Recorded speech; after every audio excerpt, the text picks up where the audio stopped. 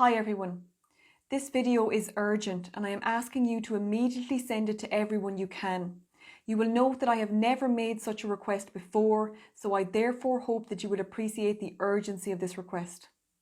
Earlier today I received an email from a colleague in Saudi Arabia who had received an email from a colleague in France, advising that the legal text for the EU vaccine passports has been drafted and that there is now a plan to try and pass this legislation as quickly as possible.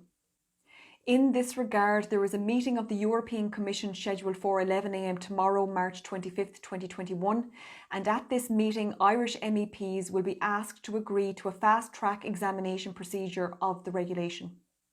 The purpose of this video today is to ask you to write to Irish members of Parliament to tell them that this legislation represents the most unprecedented interference with our fundamental freedoms and that you do not want them to vote in favour of the fast-track review procedure.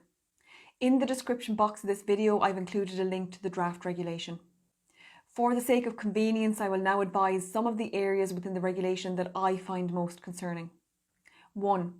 The most deceptive part of this regulation is that it suggests its aim is to restore the right to travel freely within the EU.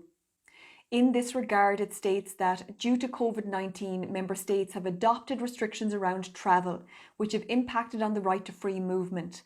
And this regulation, through the creation of a digital green certificate, will restore the right to travel freely. 2. The regulation proposes 3 kinds of passport. A certificate confirming that the holder has received a COVID-19 vaccine. B, a certificate indicating the holder's result and date of COVID-19 test. And C, a certificate confirming that the holder has recovered from a SARS-CoV-2 infection following a positive COVID-19 test. Noting that the certificates will contain an inoperable barcode allowing for the verification of the authenticity, validity and integrity of the certificate. 3. The regulation states that the reason they are opting for several types of passport is to facilitate persons who are not vaccinated or who have not yet had the opportunity to be vaccinated to benefit from this new framework facilitating their free movement. 4. This new law is proposed to be implemented through a regulation as opposed to a directive. The reason for using a regulation is that it is directly effective, meaning that it comes into operation very quickly.